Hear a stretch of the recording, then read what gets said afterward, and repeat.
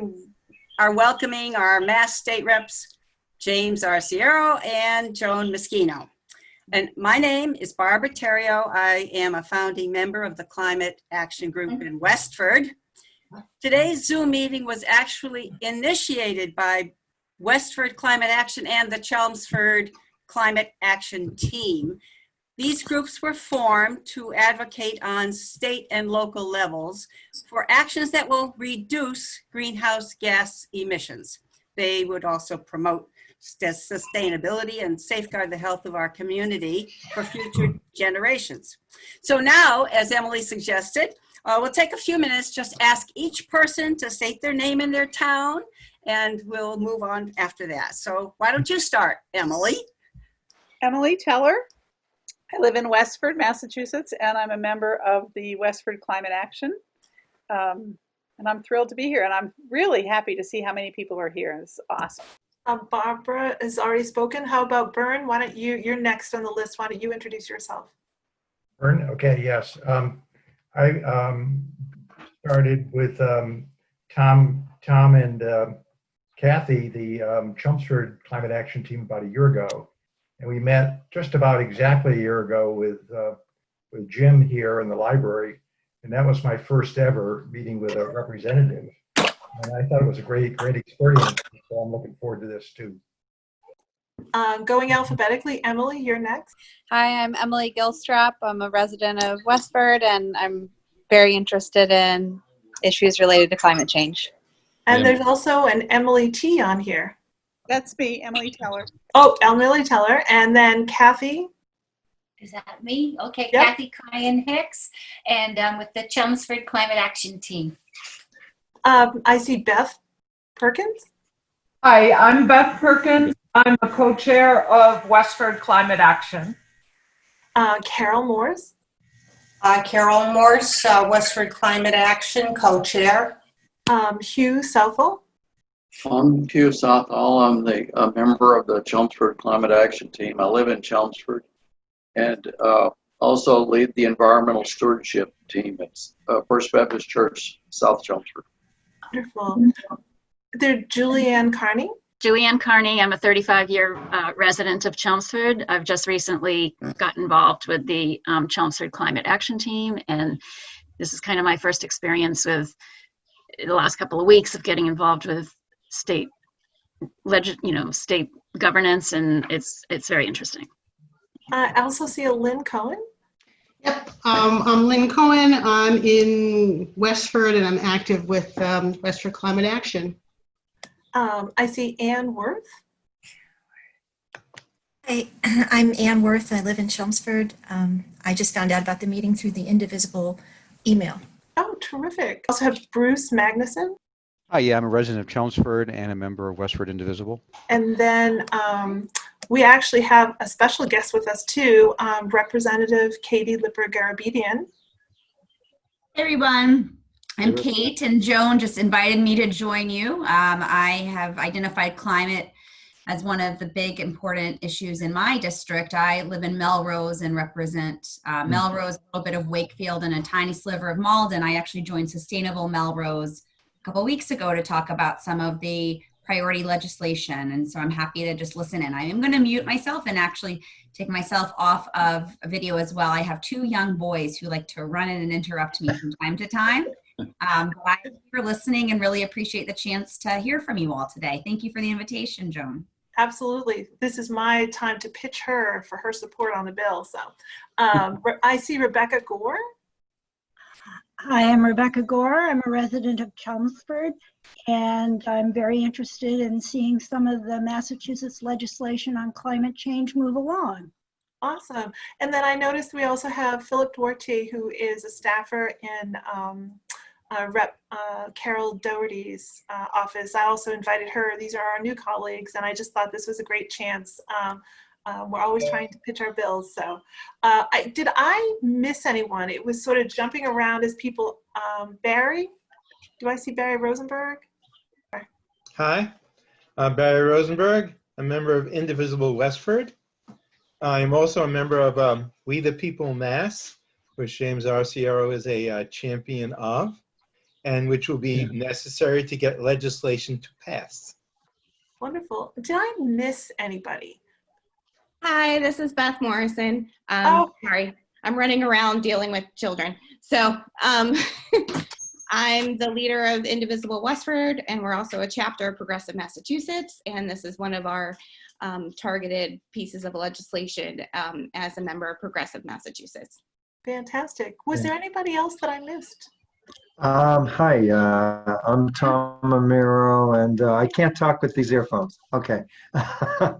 Yeah, I'm a member of, Chelmsford Climate Action Team. I've lived in Chelmsford for about 40 years, and recently joined ECA and have met with my representative, James Arciero, a couple times, and have gotten to know a few folks in the Westford Climate Action Team, and am very interested in your roadmap bill and carbon pricing bills and other things as well, though. And really love Mike Barrett's pitch on electrifying everything, but and am interested in regenerative land management as well. Very well. Unless there's anybody else, I just wanted to make sure. Is there anybody else? I think Claire Taylor. Claire Taylor is my intern. We asked her to hop on this as a learning experience. Hello, everyone. I just figure if I surround myself with smart young people, how can I go wrong? So for those of you who are new to Zoom, I am recording this. We just thought it would be great to capture the dialogue. So I just want to make sure everyone is okay with that. And then for those of you who are new to Zoom, if you look to the bottom and you put your cursor at the bottom, you can see that there's a like a task bar, and you can mute yourself, you can stop video, start video. It will tell you if you put your cursor over the participants, it'll show up on the right side, so you can see everybody that's on the screen. Will also be listed there, so you can see that, and you can use the chat, which is in the center of that bar, to communicate one-on-one with people, to put forward a question to the group. Colette, my aide, is going to be watching the chat as well. And I think if you've been on Zoom before, you'll see there's a reaction button, and that can be to clap, that can be to thumbs up. Don't you dare give us any thumbs down. And then I think if you need to drop off, there's just a button for end, and you'll just close out of it if that's what you need to do. At the very top on the right, there's a speaker's view. So if you want to, you can look at the gallery, which is actually kind of nice, or you can focus in on the person who's speaking. And with that, I will turn it over to our wonderful state rep, Jim Arciero, to kick us off and lead us off, and so everyone can put his hands and face right smack dab in the center. So Jim. Well, thank you, Representative Meschino. I can't thank you enough for all of your work, your friendship, and agreeing to come and have a little discussion about your legislation that certainly right now you've been crisscrossing the state through Zoom. To a number of different organizations, meetings, advocacy groups, talking about the importance of your legislation. And so I thought it was important because your bill touches so many of the pieces that folks that are listening today and folks that are interested in seeing some real work on climate action would like to hear a little bit more about that bill and how that touches these bills. First, what I wanted to do was just say, my name is Jim Arciero. I'm the state representative, the 2nd Middlesex. Most of the folks here know me. I represent the towns of Chelmsford, Littleton, and Westford. First, I hope everyone's family is safe and healthy. I know it's been somewhat of an unsettling time over the last 3.5 months. And for the legislature too, it's been kind of difficult to go about business the way we're used to. First, when around March 11th, when we had the stay-at-home order, and a lot of businesses went through, obviously the shutdown and the State House was no different. We had to figure out, a way to tackle a lot of these pieces of legislation and do the business of government. One of the major businesses of government that we have, our biggest, I would say, constitutional responsibility, is to have a balanced budget every fiscal year. And part of that process typically starts, it starts in January when the governor comes out with House 1 and House 2. And then the House Ways and Means Committee, a committee which I sit on, and I probably should have said that from the get-go. I'm the vice chair of the Higher Education Committee. I sit on Ways and Means and Veterans Affairs with Representative Meschino.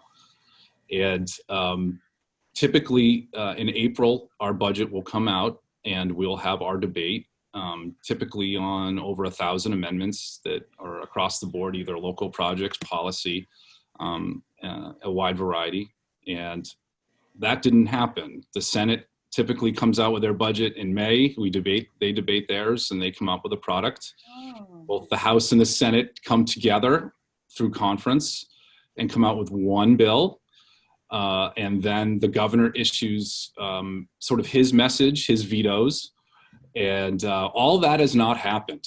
So this is uncharted territory, I think, not only for local and municipal budgets who depend on what the state is going to provide in terms of local aid, in terms of Chapter 70, in terms of a whole host of other pieces, but it's an uncertain time. So with that, we had to figure out a different way to do things. And the legislature, I think Representative, help me if I'm correct in this, about a little over a month ago, we went to remote voting. And so we've been working on legislation, obviously in our own homes. Today I'm at the State House. I'm starting to come back a little bit more than before, but a lot of our deliberations and our voting, like we're going to do tomorrow, is by phone. So each of the 160 members were broken down by division, and broken down again by division and split in half alphabetically. And we have one person that takes our roll call votes when the roll call votes happen. So that makes things a little bit more difficult, a little slower on debate. But so far we're persevering, we're going forward. And this all is brought up not just because we don't have a budget. Per se, we're going to move to 1/12 budgets, which is the business of government. We just last week we passed a $5.2 billion supplemental budget to pay bills that are COVID related as well. This has really changed everything. And for the last 3 months, and Representative, jump in if you concur with this. But legislation, for the most part, a lot of it has been put on hold. And I would say COVID-19 pandemic legislation has been brought to the forefront. But I will say a few things, moving forward, things that we had to do are our unemployment rate in Massachusetts is 16%. We have delayed the state tax filing deadline until July. So right now, we're possibly dealing with a $4 to $6 billion deficit because of the economic downturn over the last 3.5 months to deal with in this budget. And because of that, that certainly has, I would say, paused or caused legislation that we felt had, slightly more momentum than others, and pieces of legislation that we felt is on the goal line too, delayed. So that brings a lot of uncertainty to us as we move forward. But I do believe that Massachusetts, there's a lot to be proud of. We're seeing cities and towns across the Commonwealth forming climate action groups, being more involved civically on the state, federal, but most importantly the local level. I know there's a number of questions that Barbara had sent to me earlier on that needed to be answered, and there was questions about process. But let's look at this. We're the #1 ranked in energy efficiency from the American Council for Energy Efficiency Economy 9 years in a row. Before we were elected in 2005, the Regional Greenhouse Gas Initiative was passed into law in 2005. It was the first mandatory cap and trade program in the United States. And we also have things to build on, such as the Global Warming Act of 2008, setting sort of the first roadmap in a way of cutting gas emissions. And I know that Joan's going to jump on that as well. And in this past legislative session, in terms of infrastructure, in terms of monies to deal with climate issues and environmental issues, we passed an environmental bond bill in 2018 for $2.4 billion, specifically for conservation grant programs, climate resiliency, coastal infrastructure, and we passed something called the Climate Resiliency or the Green Works Bill about a year ago today, maybe a little less than that. And that creates $1.3 billion fund to help local cities and towns address climate change. I know there were a number of questions that my office had.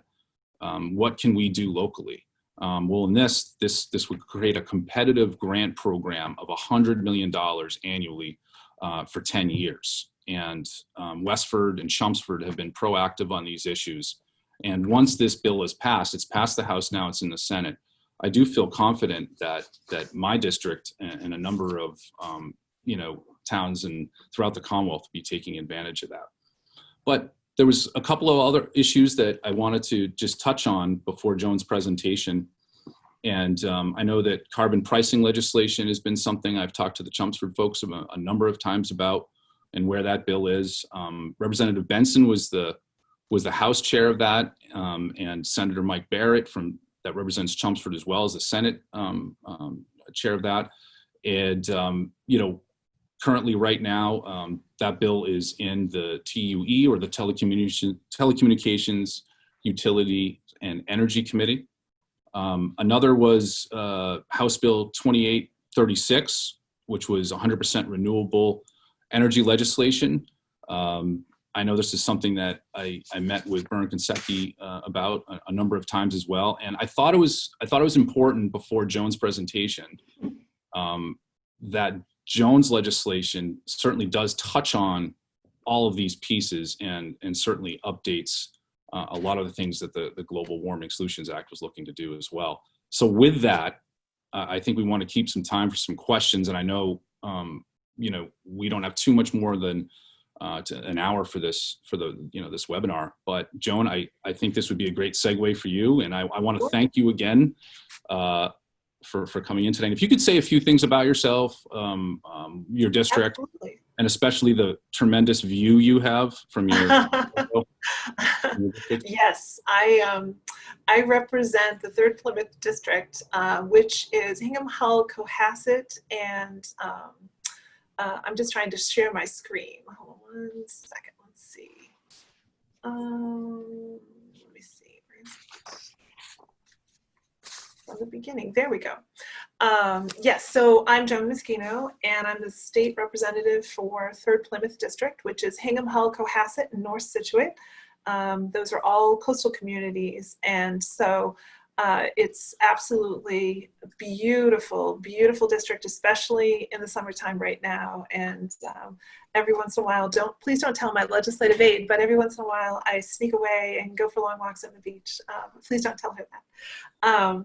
So I have been in I was elected and sworn in 2018. So I'm actually a relatively junior member of the House. I serve with Jim on Veterans Affairs.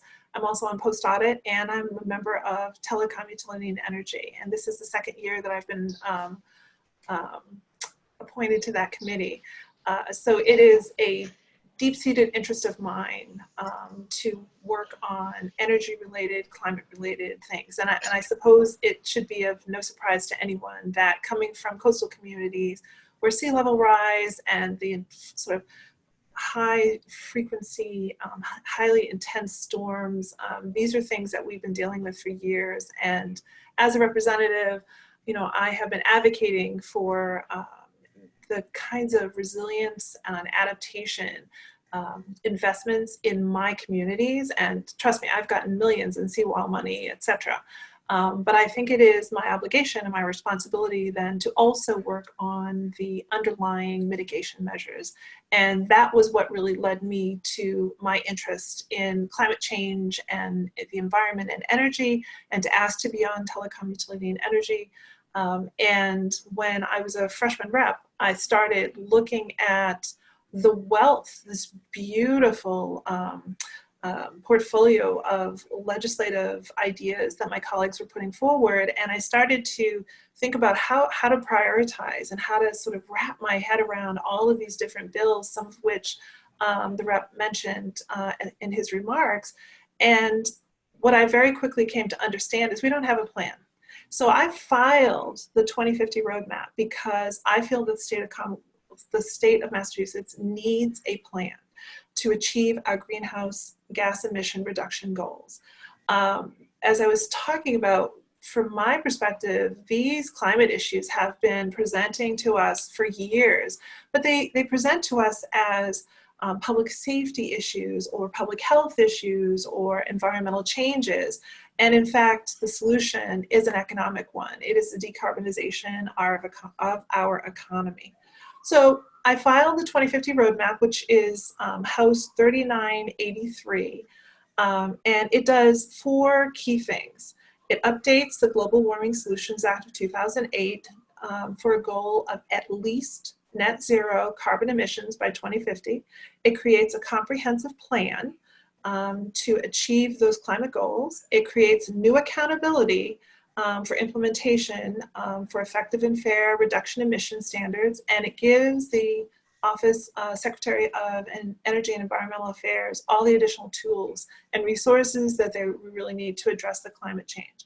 What I thought I would do, since most of you are familiar with this space, is I'm just going to set a little context and then just walk you straight through the bill. So as Jim mentioned, in 2008, we passed the Global Warming Solutions Act, which was groundbreaking, that we were among the first. We were really leaders in this particular venue. And it was where we set, as a Commonwealth, our goal. That was when we made the commitment to reduce statewide carbon emissions. The initial goal was, you often hear people talk about 80 by 90, which is 80% of the statewide 1990 emission levels by 2050. And that reflected the science and what we knew at that time. And it also established a framework that mandated that EEA and its agencies coordinate around achieving these goals.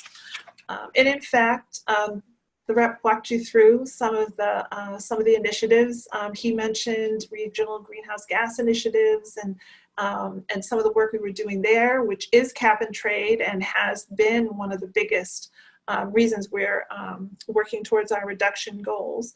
But there's also been clean energy standards, the renewable portfolio standard, which we increased last session as well. Procurement of hydroelectric, procurement of the wind, offshore wind, developing local solar, net metering, all the electronic vehicles. And there's been other activities in other sectors as well. So some of you, I'm sure, green communities.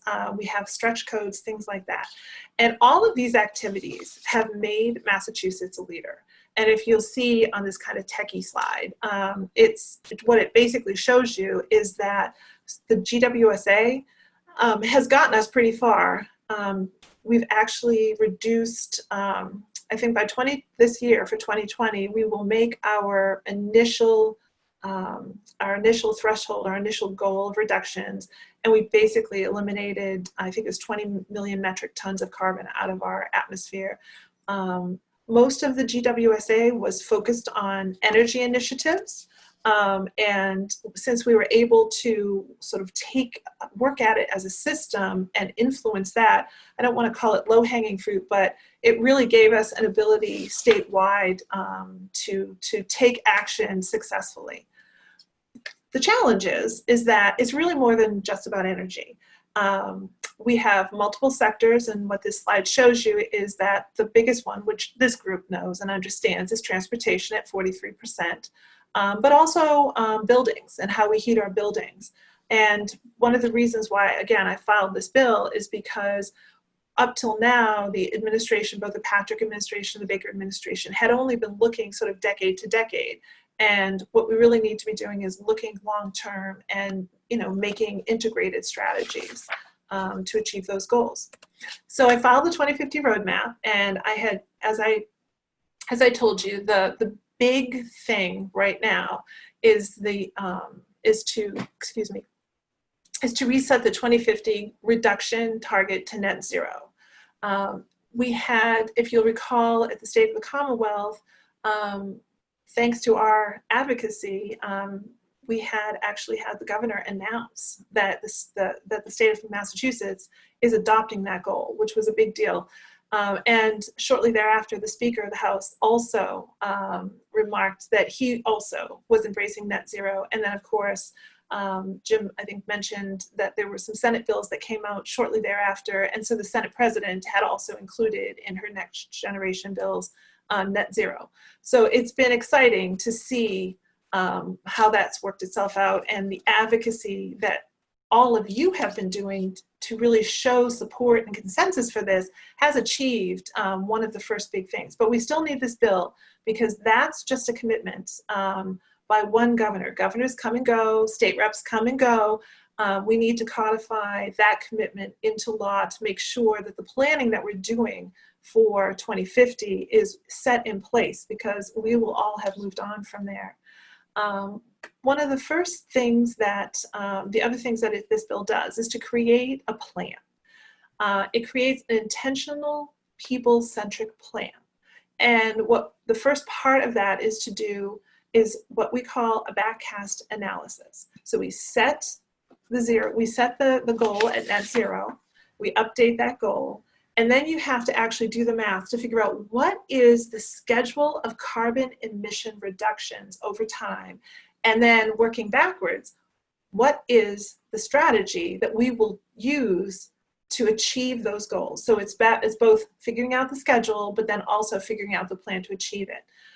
And what the bill says is that they must do that across pathways. They have multiple pathways, but also across and engage all of the sectors. And for those of you who are new to this discussion, the sectors would include energy, which we were talking about earlier, transportation, of course, which is the biggest one in Massachusetts at 40% of our emissions, home efficiency, conservation, and land use planning. So if you think about things like carbon sequestration and some of the wonderful bills that our colleague Sarah Peak has filed, those are all pieces that we should be taking into account.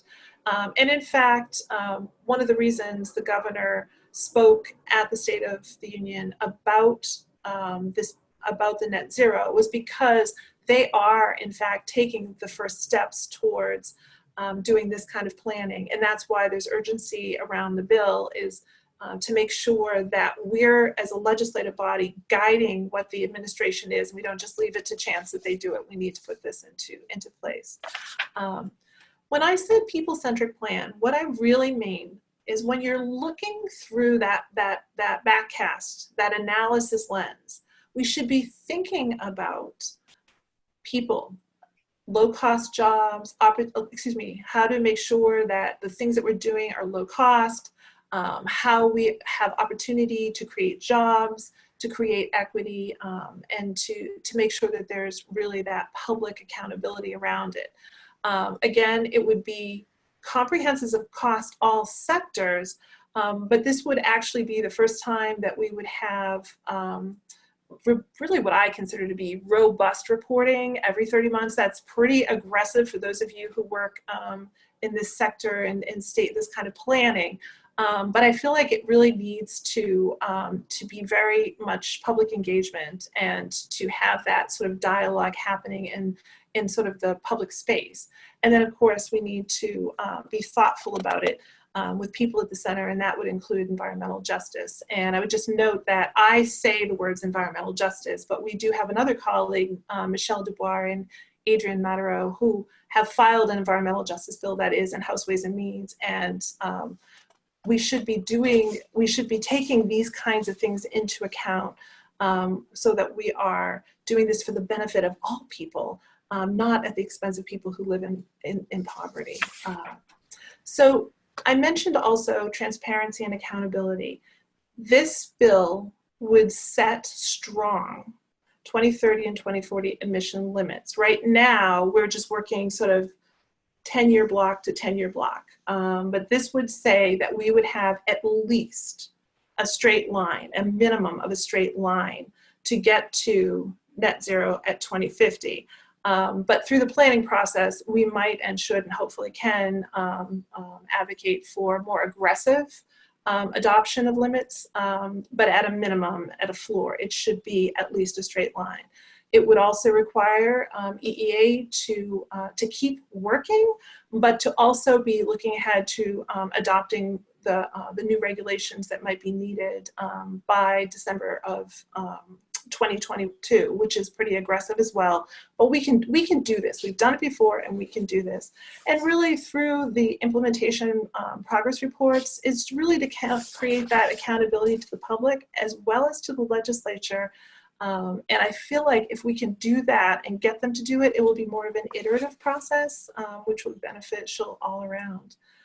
I did want to just mention I just walked you through the key components of the bill. That's sort of the 4 squares of the bill that make it work. But there are a few other components in here. Market-based compliance. This is the carbon pricing. We already do carbon pricing. As Jim mentioned, that was the cap and trade. And you hear the governor talk about the TCI initiative. That's cap and invest. I just feel like if we're talking market-based compliance mechanisms, why don't you just say the words carbon pricing? The other piece is a fee on top of carbon emitters. We already know we track this through the GWSA. We know who the top 296 emitters are, and I'm just suggesting a modest fee to make sure that they can do the work. This piece might not be necessary anymore.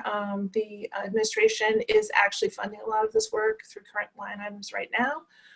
This would bring municipal light plants in under the GWSA, and it would eliminate Section 3D of the Sunset Clause.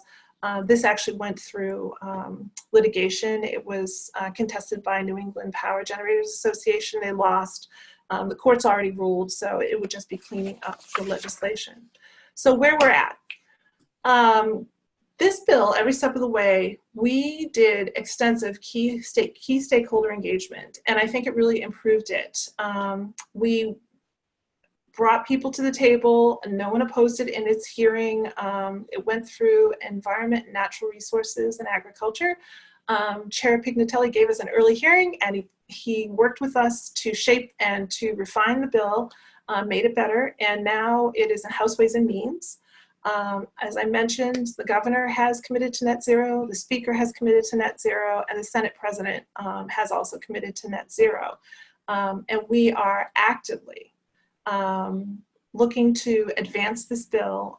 As Jim mentioned, obviously COVID was wholly unexpected, and we are very mindful that the public health pandemic crisis is really the priority.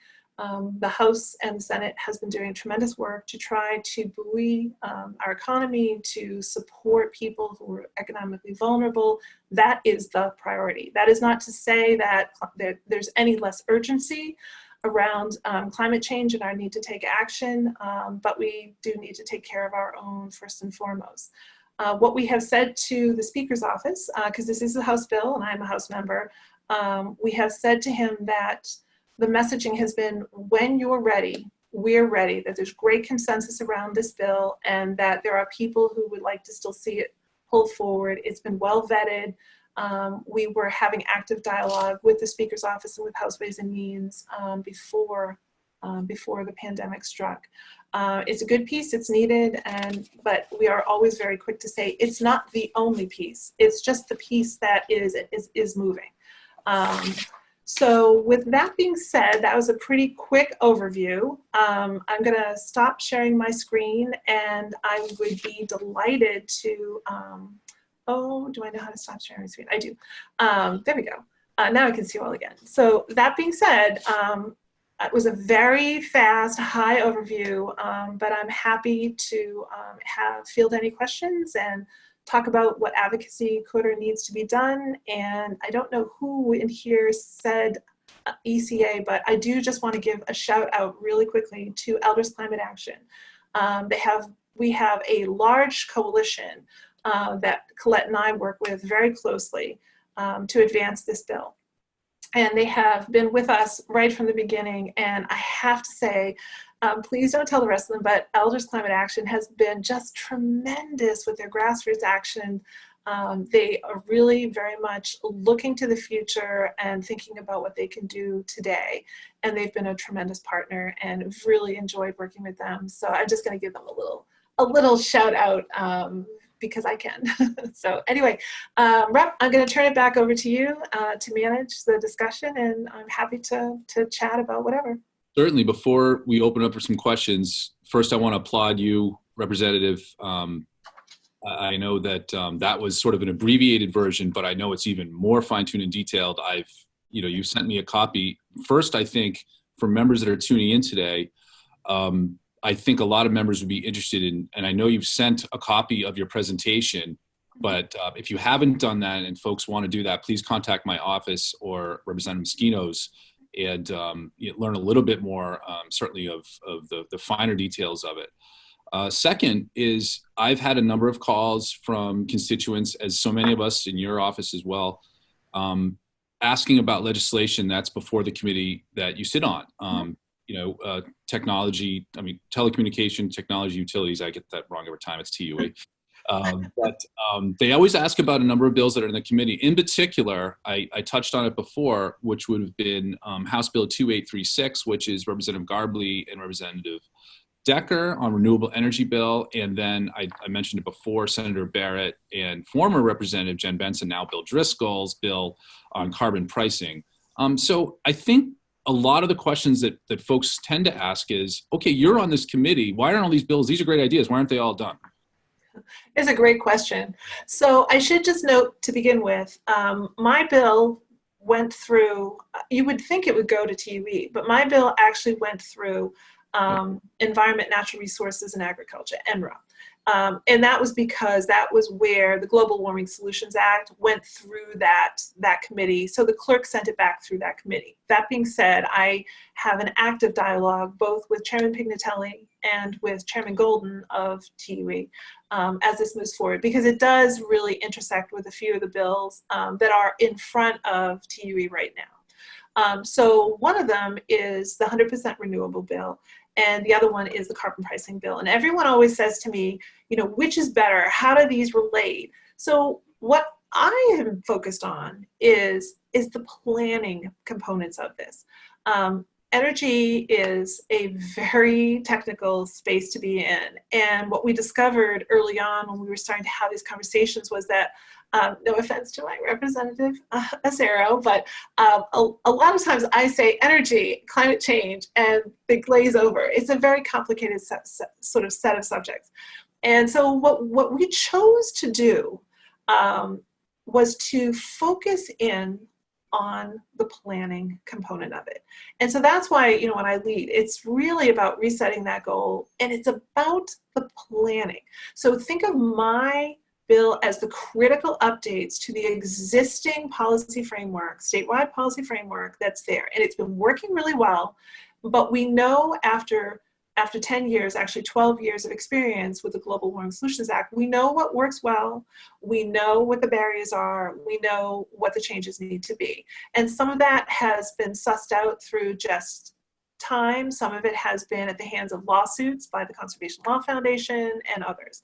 And so that's really what I've done, is how to make that framework more effective, more fair. So those pieces need to be there.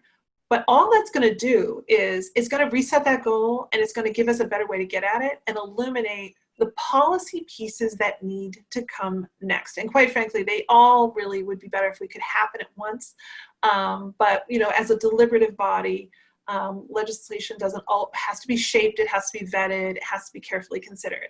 And so this is a refile of a bill that's been, it was Frank Smizek's bill for probably about 10 years. And that's why my bill has sort of come forward first, is it's just been around longer and it's been vetted better. So But what it will do is it will lead to the policy needs and to the legislative needs. And if you remember when I was talking, I said transparency and accountability both to the public and to the legislature. So it's the thing that's going to say to us, should I be increasing the renewable portfolio standard? Do I need a clean peak standard, or do I need 100% renewable? And it's going to help us answer both the timing and the what of those questions. And so I don't see these as competing bills. I see this as going to be the thing that calls forward and gives everyone the way to talk about and advance all of the other really beautiful bills.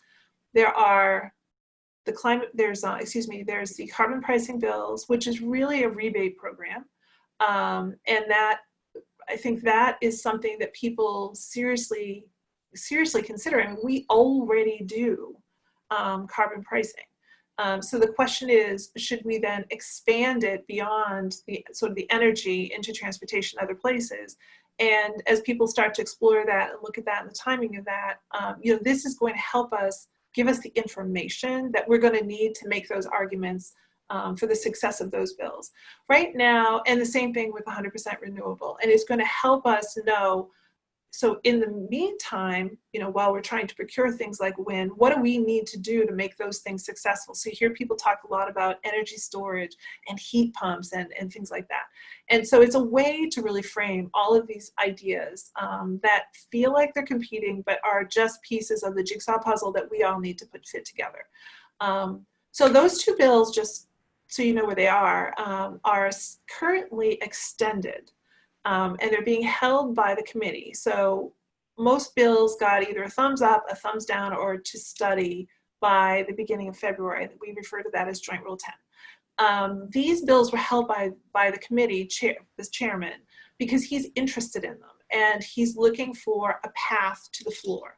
I don't think anyone could have predicted COVID. So even my bill, which was already, actively being discussed about coming forward, whether or not it would and how, everything just has been on hold. So my guess is that unless the chairman can find a path to the floor for them, he's going to hold them until the end of session, will be my guess. And he will always be looking for that path and to see if there's enough consensus around that to bring them forward. At this point in the game, I mean, you heard the remarks at the beginning. I'm just not sure what's going to happen with this session. I think it's been pretty clear that the budget needs to be the priority. But as I said, the 2050 roadmap is just one piece of the puzzle, and it happens to be a piece that's moving, and there's great consensus around that bill. And that's what we've been trying to advocate, is to take the piece that's present and available to us and see if we can't move it out. So that's how it's been working. Thank you. Would you like to open it up for questions? We have Sure. about 16 minutes. We could open it up for questions for folks to ask us about anything. That was so informative. Thank you very, very much, Joan. There are some good questions submitted by members of the teams. Beth, Perkins, do you have one? Well, Barbara, what I think is that Jim did a great job when he did his initial statement of talking about my question. So I think we should move on to the second question on the list. That would be Lynn. Lynn, do you have a question? When is the session going to be done at the end of July?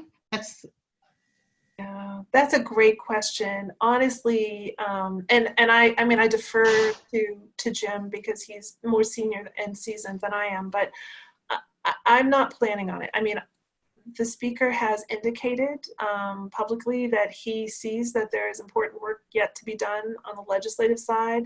And he always mentions transportation. He always mentions climate change, which is when I stop listening because I get so excited. And there's always a third thing, and I still have no idea what it is because I get so excited because he says climate change and the 2050 roadmap. So, but he has indicated that he would like to finish the work of the bill.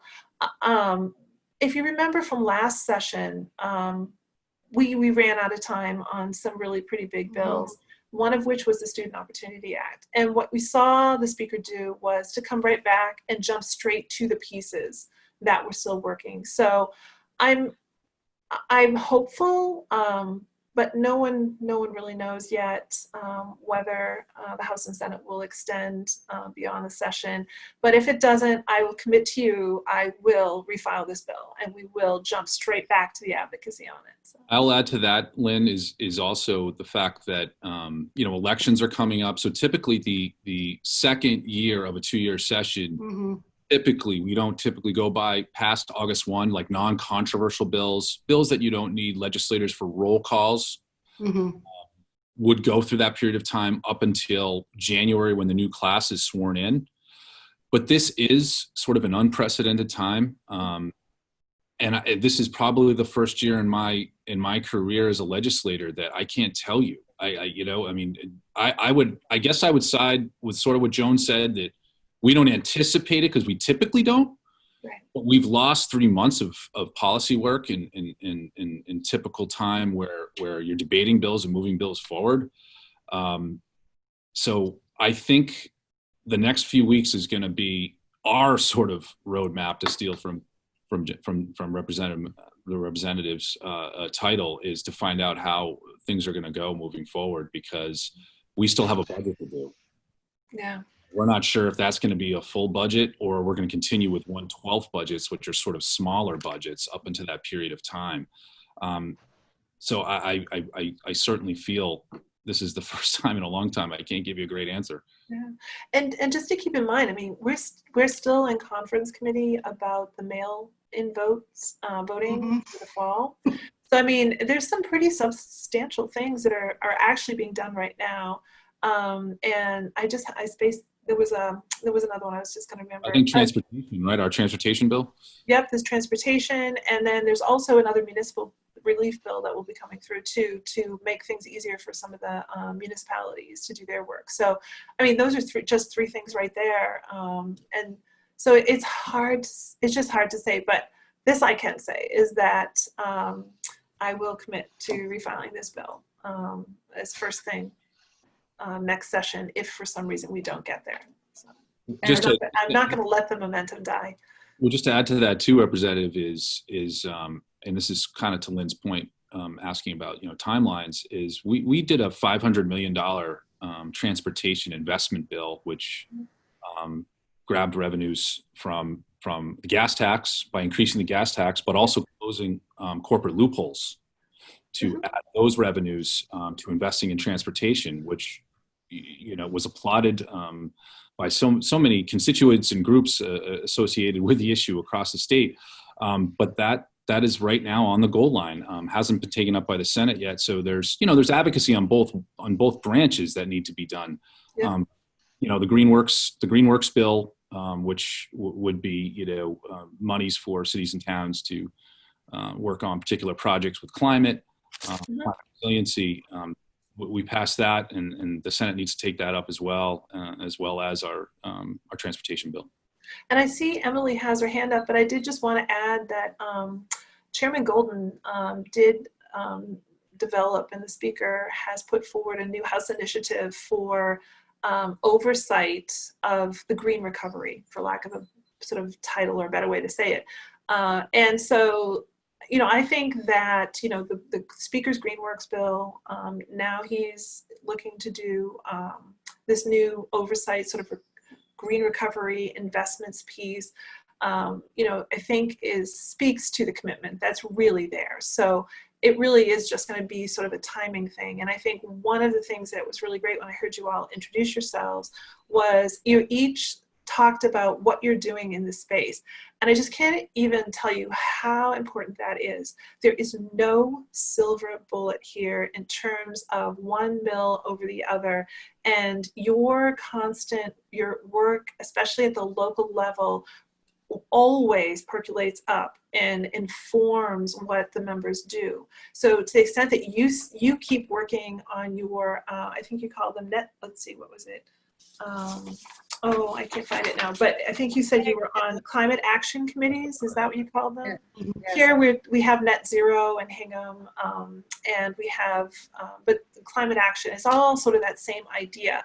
And, if you're pushing your communities to avail themselves and become green communities, which is an existing program, that's one more person on green communities sends a message.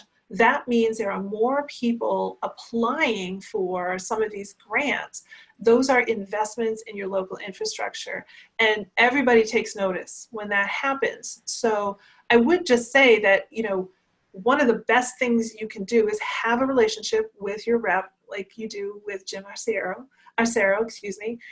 and to make sure that he knows what your priorities are. And it's great to cite to bills, but really being able to say, here's the policy thing that I think is important, because bills never come out the way they go in, right? And it's always, something that's built through consensus and negotiations and compromise. But letting him know what's important to you and having that good rapport and relationship with him and his staff, don't forget, sometimes it's hard to catch us, but the staff members actually, if you get them on your side, they will work us over behind the scenes, positive ways that you just can't even imagine, right? So don't forget to have a good relationship with the staff and to thank them for time to time. I mean, reps, he's made some really good votes, and he cared enough to invite me here today. So I just want to make sure you guys all know that just by joining a call, just by being part of, a larger advocacy group or a local one, these all are activities that are really super important. So Emily, I see you've been waiting very patiently. Is this me, Emily? Emily Zimmerman. Oh. Hi.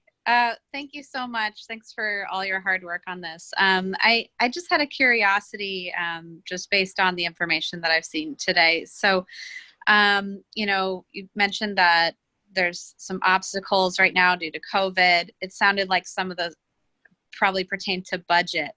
And I was a little curious. Also, you mentioned fees on top carbon producers, and that they may or may not be necessary because, it's addressed in line items. But I just thought, well, in this context, I mean, doesn't it make sense to fund this, on the backs of these big carbon producers more than the taxpayers at this time? Just curious.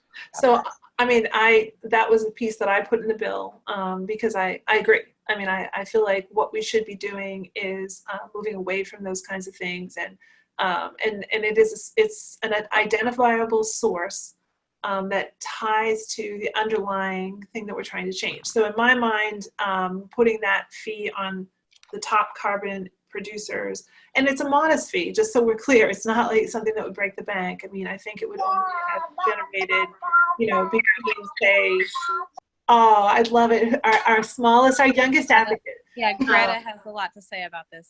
Excellent. That's going to be like, I really do believe that the next generation is going to solve the problems of the world. But setting that aside, so that to me makes sense. And it's modest. I mean, I think, Colette, if you can refresh my recollection, I think it would have been between like maybe $5,000 a year to the lowest carbon emitter, up to maybe $50,000 a year to like a power plant, and that would have been the range. So it would have been it would be modest, and it would just be in that group, and it's meant to diminish over time. I mean, obviously, we're hoping that they'll start producing less and that people will fall below the target list. But yeah, I agree. And if I can sort of jump on that too, Emily. I think our kids start preschool next week too, so I'll see you there. First off, but I think secondly, when we talk about budgets, I know sometimes it's kind of confusing to folks. People will think, oh, well, this bill costs this much, or this will cost the industry this much, or we can't budget for this. I think in this context, for what's going on with the pandemic, and I think it's more of the air out of the room on a subject, and I think that's been more than it has been a budget issue. We do have a huge budget shortfall of $4 to $6 billion, but I think it's more of an all hands on deck trying to get our arms around the COVID response. That's been, I guess, more the issue than it has necessarily been the investment. Yeah, and just the line item that I referred to is the administration is procuring right now to do the backcast analysis that I was talking about. So there's dedicated revenues from FY20 budget into FY21. So they've already started the work. So that's when I said I'm not sure it's necessary anymore, is that I think it's been procured. But I feel, I was a selectman. I just don't believe in unfunded mandates. I feel very firmly that if we're gonna do it, then you allocate the money and you invest through your budget in the things that matter to you. That's why I'm a huge proponent of the green budget, trying to get that back up to the 1%. So yeah, that was a great question though. Follow the money. If you want to understand what we're doing, follow the money. Thanks. Yeah. Bern, do you have anything to say in the way of a question now? The question that I was going to ask has been more or less answered, I think, by both Jim and Joan. But one follow-up I had was you mentioned about refiling next session in case you don't take it this time. What does that mean? Do you actually go back into Ways and Means, or do you have to restart the bill and have it be voted on all over again? Yeah, you have to start over.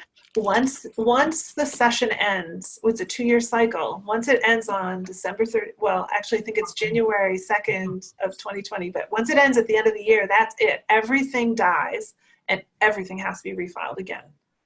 But what we saw, my earlier point was, so I will have to formally refile it. It will get assigned to a committee with a new number. And then I'll have to start the advocacy all over again. But we've done so much work on it. And, especially, it's a big coalition. I wish I had thought to do it, but Colette might be able to name off some of the partners, but it's like Conservation Law Foundation, ELM, Sierra Club, Nature Conservancy, the Audubon Society. I mean, and it's actually been some of the business community series. So it's the, what was it, the climatologists, the weathermen, they did it too. I mean, the Asthma Society. I mean, it's really a broad-based coalition of people that have supported this. And they've stuck with us right from the beginning. They continue to help advocate forward with us. 350, we mentioned Elders Climate Action. So it's a large group, and what we've said to them is that we're just going to keep going. And so hopefully what we would be able to do is push for an early hearing again and push for an early report out so that we could start really quickly. And I would add to that, Representative, too, the action on your bill really actually showed not only on the committee, but that legislators wanted to move this forward. I mean, certainly that went to Ways and Means a lot quicker than a lot of other bills that we've talked about today. We met with 110 of our colleagues on the House side. We filed it as a House bill. The Senate, there's just fewer. There's only 40 senators, so they have much greater ability to sort of communicate, come to consensus, what have you. There's 160 of us, which means call it herding cats. Yeah, it's called herding cats. Trust me, you should try to chase these guys down. And so we really spent 18 months basically stalking all of my colleagues and getting and sitting with their staff and sitting with them and answering questions. And that's why I kept the bill so simple. I mean, if you really look at, the Garbely-Decker bill on 100% renewable, or Lori Ehrlich, no one talks about the Futures Act. The Futures Act, too, has some really lovely language in there, really important policy things in there as well. But they're big bills, and I think some of our colleagues find if you're not in this space, they find it daunting, and they don't necessarily find it accessible. And so I made a real choice to keep it as simple and focused on the key components as possible. And I think that's what made this bill more digestible, and thus really made it easier. So that work we were able to do and to move it forward. So yeah, it was exciting. Emily, you've been so patient. I would like to, I have two questions and a comment. First of all, you had mentioned way back in your presentation that when you were talking about the backcast analysis. Yeah, you mentioned energy, transportation, home efficiency, conservation, and land use planning, but you didn't mention businesses. Well, oh, I should have said buildings. I apologize. So commercial buildings. So yeah, it's how we heat our buildings. Okay. I think about you. Thank you. That was a great catch. I actually am thinking about the stretch codes and the BBRS and some of the changes that need to happen there, and thinking about whether I want to be in that space as well for next session. So I apologize. I jumped straight to that because that's where my brain has been a little bit focused. But So yes, it's not just residential. it's not just residences. No. Okay. It's And not just- then one thing that you just said now about the Senate being more flexible, but I think either you or Jim mentioned that in 2019 they passed the $100 million annual local grant bill for 10 years. That was in the House, but why hasn't the Senate passed that? If they're more flexible, that was a year ago. I think they're more agile and there's fewer of them. I don't know that they're more flexible, but I think that might be a sassy thing to say. Yeah, I think to your, I mean, again, I think it's not so much flexible. I think when there's 40 members, every member is a chair of a committee in the Senate. So we're not every one of us is. And there's also 160 of us. Right. So it is more difficult right. on pieces of legislation to navigate things for the agenda because there are 158 competing interests, not 38 or Well, 30. it sounds like we should advocate for them, the Senate, to pass that bill too. You certainly should. I think we should. Because, I don't know, just because I've been a House member for a few terms, that we usually get the beatings just because typically because our budget bills are first or whatever, but the Senate's got plenty of beatings to come to. Yeah. So tell us, please, tell us how we can advocate to get this bill along. Do we just wait because of COVID, or do we get in touch with ways? Tell us what to do, and we'll do it. You got 25 here. Yeah, well, I first, I would talk to, the chair, the sponsor of the bill, Representative Meschino, and being her legislation, certainly the bill has moved and was moved with a lot of momentum. And I think it certainly is the pandemic that has kind of put things on ice, a lot of things on ice. Yeah. So as the primary sponsor of the bill, it is my job to get it out of House Ways and Means. But what is really tremendously helpful is, obviously Jim's supporting and you're all here, but having that good relationship with your state rep and your state senator, right? Because at some point it has to go over to the Senate side. And so someone needs to catch. And so Ed Markey is a big, we love Ed Markey, and we know him first name basis too. That's no problem. Oh yeah, his new Green Deal has been really tremendous. But I'm at the Ed Kennedy. Ed Kennedy, that Ed Kennedy. Oh, sorry. Yeah, same thing. He and I are on a first name Not basis. Joe Kennedy. Senator Ed Kennedy. I can call Ed Kennedy, no problem. Yeah, so making sure that your legislators you have a good rapport with them, and that you're sharing with them the policies, the concepts that are important to you, so that they know, and that they see you as a trusted resource of information, and that you can point them to the bill, keep them up to date on what's happening, because let me tell you, it's a swirl. And so I have certain people that just are like, hey, this bill, because I don't do much in education. Hey, this bill there is, it's moving. I need you to pay attention to this. And so be a partner to your legislator, and let them know that there's consensus on this bill. And I think the other piece is to share with them that you understand that COVID is out there and that COVID is a priority, but that you are eager to see non-COVID things happen. And I think that's part of the message that needs to be shown. Up till now, we've been saying things like, we're ready, we're here, ready, willing, and able when you are.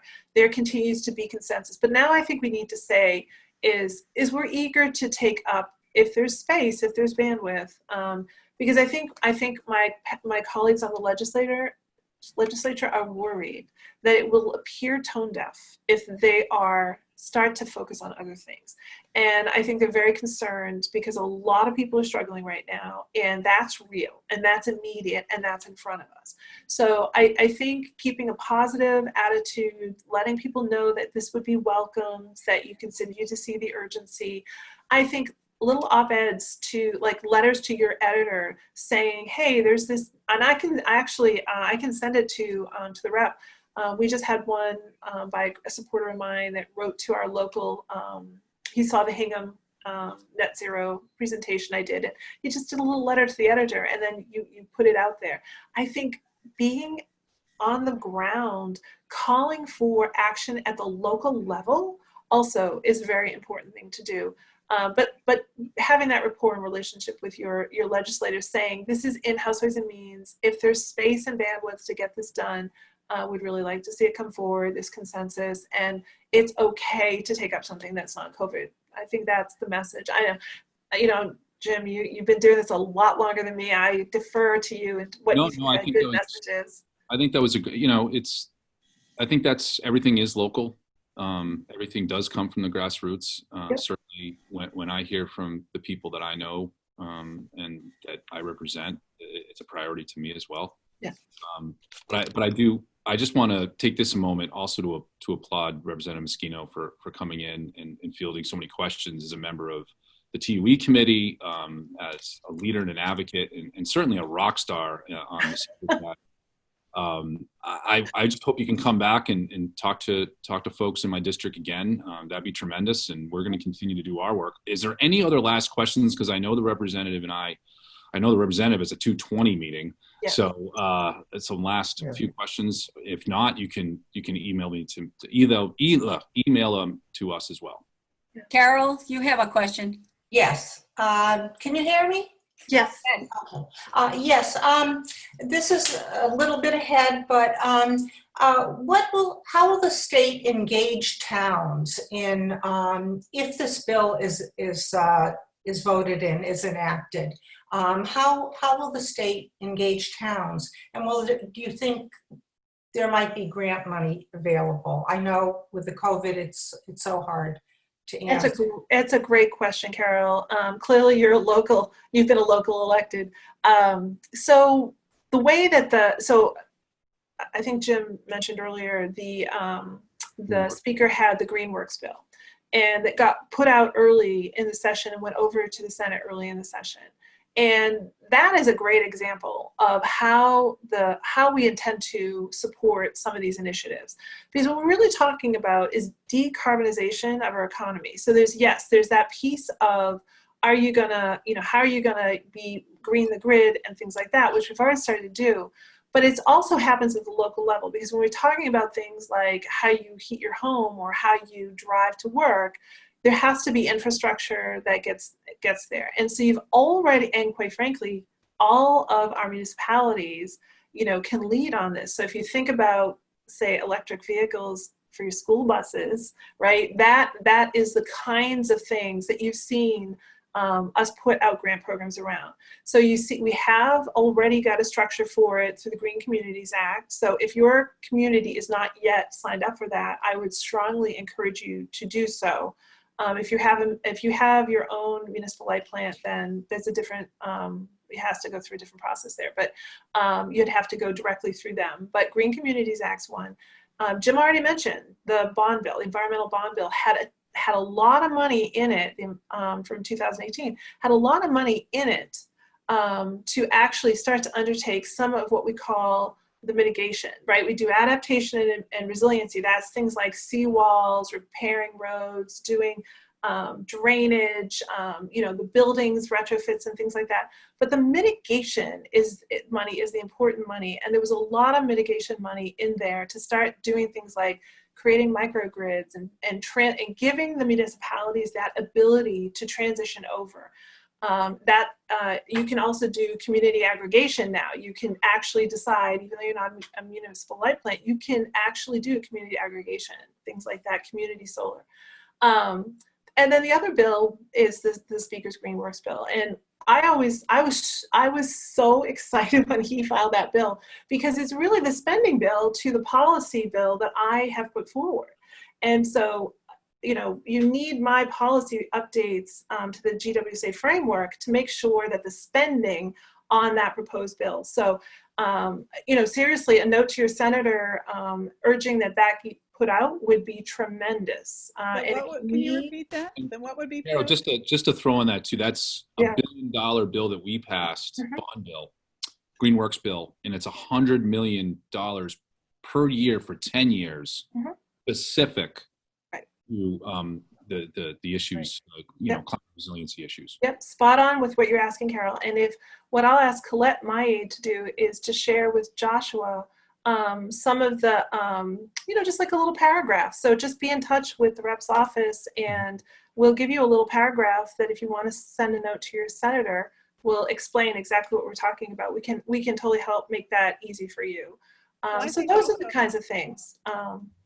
And then there's a new initiative that I mentioned very briefly, is that the House is now forming, I'd call it like sort of a special initiative, a legislative initiative for oversight on the green recovery. And so Chairman Golden will start, we're going to learn more about that initiative soon as committee members, but he's looking to see how we can make investments, and hopefully there'll be federal dollars coming in for economic recovery, and we want to make sure that that is guided towards the green economy. GWSA went into effect in 2008, and we have seen 110,000 green jobs come online since that time. So it's a burgeoning economic sector for us. And so it's an important piece of it as well. It's a great question, Carol. Great question. Just quick add on to that. Will the state require towns to, if this bill is passed, will the state require towns to be part of it? So it's meant to be state planning that won't require any specific action, but every sector, and that will include energy generation, power generation, by municipalities themselves. So everybody has to be part of the whole. But so if they're always going to use electricity in town hall, electricity in the schools, for example. We're the ones that are greening the grid. So they're going to still continue to purchase it. We're making sure that there is green electrons to purchase through the hydroelectric, through the offshore wind. There could come a time, just by way of example, where we might actually put in place a policy that says we're not going to register any more vehicles with internal combustion engines. So then everybody has to start shifting over. But that's why the planning piece is so critically important, is because you don't want to just do it for the sake of doing it and then push all of those costs down onto, say, people living in poverty or who are economically vulnerable, or municipalities. You don't want to create unfunded mandates. What you want to do is do it in a staged, even way where we're creating incentives and it makes sense to do it. I'm sure the rep remembers when we first procured, so you procured the wind before I came on board. And the procurement, if you remember, they were concerned about what the cost would come in. And it actually came in at such a low cost that we had to change the legislation so that people could actually continue. So we didn't just keep driving it down to nothing; it would kill it. So it's interesting. I mean, I think that it's a chicken and the egg, and what we really need to do is make sure we're doing the thoughtful planning and putting the infrastructure in place so that people can really avail themselves of the benefit of it. Using community solar as an example, if you rent and I'm doing solar, who gets the benefit of it? So as a landlord, I glean the benefit. Am I passing it along to you as the renter? Are you gleaning the benefits of those things? So there's some really very interesting, meaty, important policy concerns. That's why the planning is so important, and that's why it has to be through that people-centric lens to make sure that we are taking the opportunity so that everyone joins the benefits, and that we're not just pushing the cost down onto the people least able to bear it. So that piece is really critically important. So thank you so much. Oh, I'm so delighted to be here, and I am just I just want to thank Jim again. I've really just loved meeting you all, and I just want to applaud all of the work that you're taking at the local level. We can't do this alone, and we need you to have our backs, and we need you to propel us. And everything you do at the local level, everything that you implement in your own community, think of the plastic bag ban, right? that was one of those things that just was a grassroots across the state. And I really feel like that the work you've done already has given me the ability to propel this bill. And we'll see, we'll get it across the finish line one way or the other. Thank you. Thank you both. Thank you. That was Thank wonderful. Thank you so much, everybody. Thank you. And we appreciate all that you're doing to help pass those bills. Thank you. And just one last thing, if anybody has any questions we couldn't get to before we sign off, just please email my office or Representative Meschino, or my office to Representative Meschino. Either way, we'll get you an answer.